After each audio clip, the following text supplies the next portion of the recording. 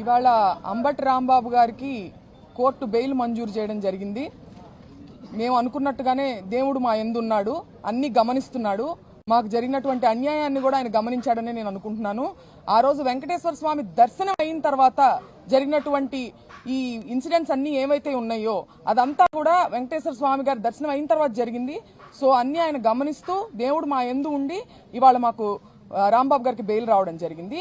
అట్లాగే వాళ్ళ ఎవరైతే ప్రవోక్ చేశారో గ్రంథాలయం చైర్మన్ గారు వందన గారు కానీ ఇతరులు కానీ ప్రవోక్ చేసిన వారి పట్ల మటుకు ఏ కేసులు లేవు. అవే తప్పులు చేసినటువంటి అవే మాటలు మాట్లాడినటువంటి వారి మీద మటుకు ఏ కేసులు లేవు.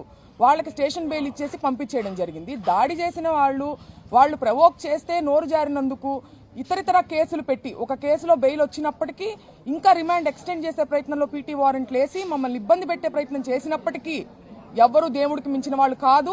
న్యాయ వ్యవస్థ మీద మాకు నమ్మకం ఉంది. ఇవాళ ఆయనకి బెయిల్ వచ్చినందుకు మేమందరం చాలా ఆనందంగా ఉన్నాం.